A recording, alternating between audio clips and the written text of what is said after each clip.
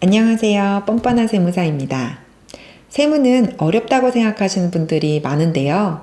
그럼에도 불구하고 세무를 배우고 싶으신 분들의 대다수는 사업을 하고 계시는 분들일 것입니다. 왜 어려운 세무를 알려고 할까? 그건 아는 만큼 절세할 수 있는 방법을 찾을 수 있기 때문입니다. 절세할 수 있는 방법에 대해 세무사의 도움을 받을 수 있지만 결국 본인의 사업에 대해서 제일 잘 아는 건 본인이기 때문에 세무를 어느 정도는 알고 있어야 본인에게 맞는 절세 방법을 찾을 수가 있습니다. 따라서 앞으로 사업을 하면서 꼭 필요한 세무 상식을 최대한 쉽게 알려드리려고 하는데요. 쉽게 알려드리려고 해도 세무에서 나오는 용어 자체가 어렵기 때문에 이해하는 데 어려움이 있을 수밖에 없습니다. 따라서 기본적인 세무 용어부터 알아보도록 하겠습니다. 저희가 배워볼 세무 용어는 이렇습니다. 재화용역, 부가가치세, 과세면세, 사업자, 세금계산서. 굉장히 기초적인 세무 용어이기 때문에 이것부터 설명하는 게 맞을까에 대해서 고민을 했었는데요. 이 부분을 명확하게 알고 넘어가야 제가 앞으로 알려드릴 세무 정보들을 이해하는데 도움이 될 것이라고 생각을 해서 설명하게 되었습니다. 최대한 쉽게 따라오실 수 있도록 노력했으니 그냥 가볍게 보시면 좋을 것 같습니다. 기초 세무 용어이지만 지금 배우는 세무 용어만 알아도 어디서 세무 공부 좀 했는데? 라고 들으실 수 있을 것입니다. 그럼 시작하겠습니다.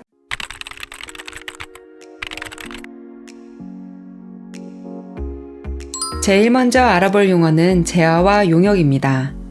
재화와 용역은 세무에서 가장 많이 나오는 용어인데요. 그럼 재화와 용역이 무엇일까요? 재화부터 알아보면 재화란 세법에서는 재산 가치가 있는 물건 및 권리라고 정의되어 있습니다. 물건과 권리에 대해서 살펴보면 물건은 컴퓨터, 휴대폰, 책상, 카메라, 자동차처럼 형체가 있는 것이고 권리는 특허권, 저작권처럼 형체는 없지만 물건과 권리의 공통점은 누군가가 소유할 수 있다는 점입니다. 용역은 재화 이외의 재산 가치가 있는 모든 영무와 그 밖의 행위라고 정의되어 있는데 예를 들어 의사가 진료를 하거나 자동차가 고장이 나서 수리를 하는 것, 저처럼 이렇게 강의를 하는 것, 어떤 서비스를 제공하는 것을 용역이라고 합니다. 실생활에서 예를 들어보겠습니다. 제가 미용실에 가서 머리를 하고 마무리를 하고 있는데 디자이너분이 권한 헤어 에센스가 너무 마음에 들어서 헤어 에센스도 구매하게 된 경우 저는 헤어 디자이너분한테 미용이라는 용역과 헤어 에센스인 재화를 둘 다 제공받은 것이죠. 그런데 우리가 어디 가나 구할 수 있는 흙이나 돌 이런 것도 재화라고 할 수 있을까? 그렇지 않습니다.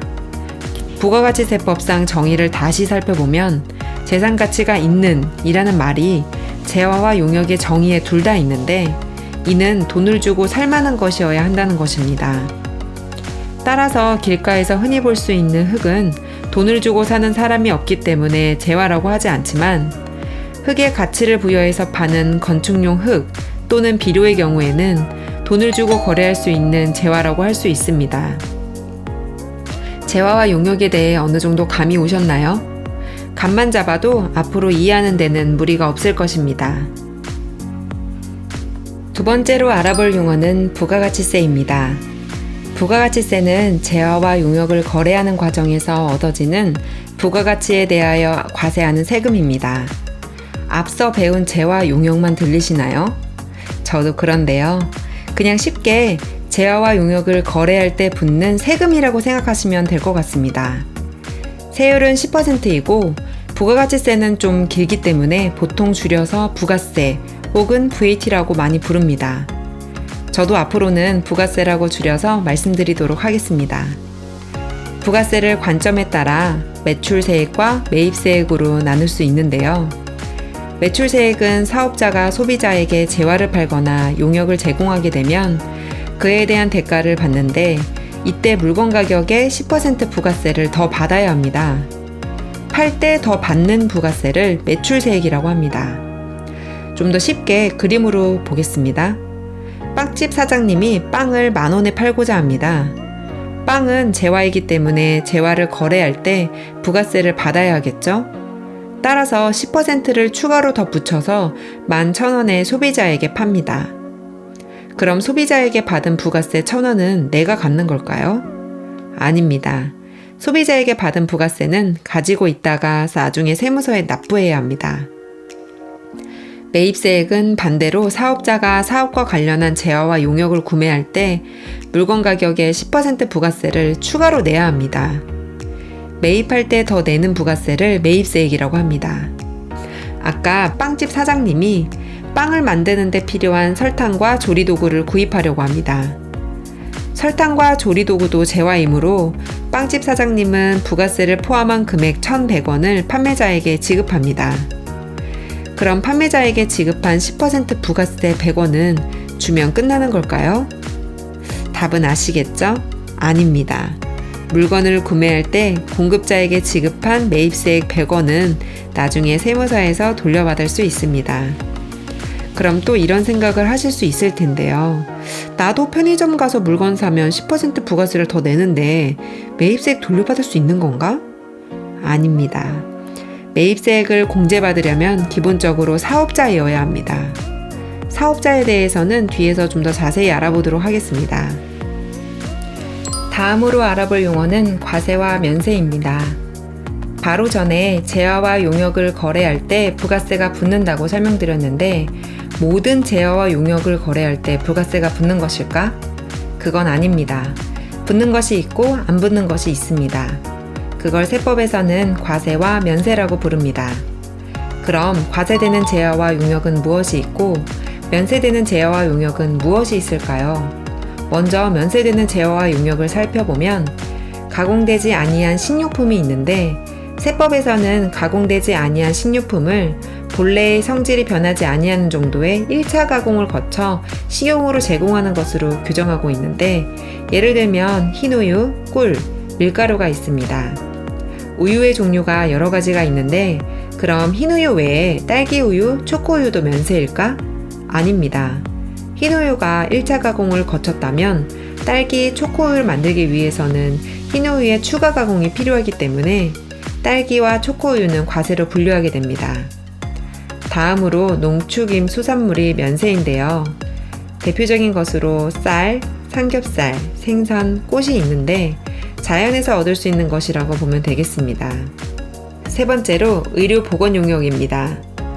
의사에게 받은 진료용역은 거의 면세용역이지만 미용 목적인 쌍꺼풀 수술, 라미네이트, 치아 미백, 피부 미백술 등은 과세사업으로 분류가 됩니다.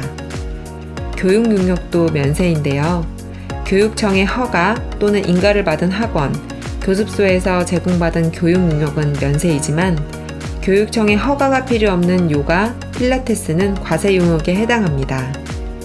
이외에도 여객 운송용역, 도서, 주택임대용역, 박물관, 입장권은 면세입니다. 면세되는 재화 용역에 대해 큰 틀에서만 살펴보았는데요. 더 세세하게 가면 머리가 점점 아프기 때문에 이 정도만 하셔도 면세는 80%는 아는 거라고 보시면 됩니다. 과세되는 재화 용역은 면세되는 재화 용역 이외에는 다 과세되는 재화 용역이라고 생각하시면 될 것 같습니다. 이번에 알아볼 세무 용어는 사업자입니다. 사업자는 사업성을 가지고 재화와 용역을 공급하는 자를 말하는데요. 세법에서는 계속 반복적으로 재화와 용역을 공급하는 것을 사업성이 있다고 판단합니다. 우리가 중고나라나 당근마켓에서 한두 번 정도 파는 것은 계속 반복적으로 재화를 공급하는 것이 아니기 때문에 사업자라고 하지 않는 것이죠. 사업자를 판단하는 것이 중요한 이유는 사업자는 사업자 등록을 한 후에 사업을 해야 하기 때문입니다. 사업자 등록을 하지 않고 사업을 하게 되면 본인이 사업자인지 알았던 몰랐던 여부와 상관없이 번 것보다 더 많은 금액을 세금으로 내게 될 수도 있습니다. 사업자는 어떤 재화와 용역을 공급하냐에 따라 과세사업자와 면세사업자로 구분이 됩니다. 과세사업자는 과세되는 재화와 용역을 제공하는 사업자이고 면세사업자는 면세되는 재화와 용역을 제공하는 사업자입니다. 면세되는 재화와 용역에 대해서는 방금 전에 알아보았는데요. 예를 들어 학원, 과일가게, 정육점은 면세사업자이고 음식점, 미용실, 세무사 사무실, 커피숍, 여기는 과세사업자입니다. 그럼 여기서 궁금증이 하나 드는데요. 그럼 만약에 과일 가게에서 커피를 팔면 무슨 사업자일까? 과일은 면세고 커피는 과세인데 과면세 사업자인가? 네, 맞습니다. 과면세 사업자인데 사업자 등록증상에는 과세사업자로 표기가 됩니다. 따라서 과세사업자는 면세사업도 할 수 있습니다. 하지만 사업자 등록증에는 면세사업자로 되어 있다면 면세사업만 할 수 있고 과세사업은 할 수 없습니다. 과세사업을 새로 시작하려면 과세사업자로 사업자 등록증을 다시 받아야 합니다. 여기서 좀 더 나아가 과세사업자는 간이가세자와 일반가세자로 나누어지는데요. 1년 동안 매출액이 8천만 원 미만인 경우에는 간이가세자를 선택할 수 있습니다.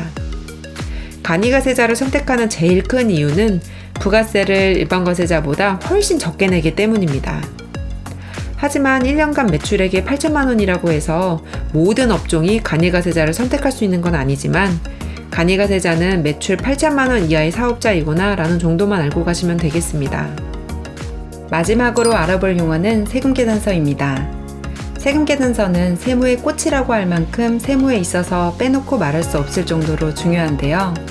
세금계산서는 사업자가 재화 또는 용역을 공급할 때 부가세를 포함하여 받았다는 것을 증명하기 위하여 교부하는 영수증입니다. 세금계산서를 보시면 하나는 빨간색이고 하나는 파란색입니다. 여기서 퀴즈인데요. 두 개의 세금계산서 중 다른 부분을 찾아보도록 하겠습니다. 찾으셨나요? 바로 공급자 보관용과 공급받는 자 보관용입니다. 이외에는 똑같습니다. 빨간색은 재화와 용역을 공급하는 자가 가지는 것이고 파란색은 공급받는 자가 가지고 있는 것입니다. 세금계산서는 원칙적으로 공급자가 발행하도록 되어 있는데 그러니 공급자가 세금계산서를 2장 작성해서 공급받는 자에게 파란색 세금계산서를 전달하면 되는 것이죠. 공급자와 공급받는 자에는 등록번호, 상호, 성명, 사업장 주소, 업태, 종목을 쓰도록 되어 있습니다. 이 부분은 사업자 등록증에 있는 정보이므로 그대로 기재하시면 됩니다. 바로 하단에는 작성, 공급가액, 세액이라고 나와 있는데요. 작성은 작성일자를 말하는 것인데 사업자가 재화나 용역을 공급한 날을 기재하시면 됩니다. 작성일자에 대한 부분도 깊게 들어가 보면 예외도 많고 복잡하지만 제일 중요한 원칙은 재화와 용역을 공급한 날짜를 적는 것이라는 것입니다. 공급가액은 부가세를 포함하지 않은 금액을 기재하면 되고 부가세는 공급가액의 10%를 적으면 됩니다. 바로 밑 하단에 월, 일, 품목, 규격, 수량, 단가, 공급가액, 세액이 있는데 규격, 수량, 단가는 보통 기재하지 않는데 기재하셔도 상관없습니다. 월, 일, 공급가액, 세액은 위에 기재한 내역을 그대로 기재하시면 되고 품목은 내가 공급하는 재화나 용역의 구체적인 내용을 쓰시면 됩니다. 제일 하단의 합계금액은 공급가액과 세액을 합산한 금액을 쓰면 되고 옆에 현금, 수표, 어음, 외상미수금은 대금을 현금으로 받았는지 수표로 받았는지를 체크하시면 됩니다.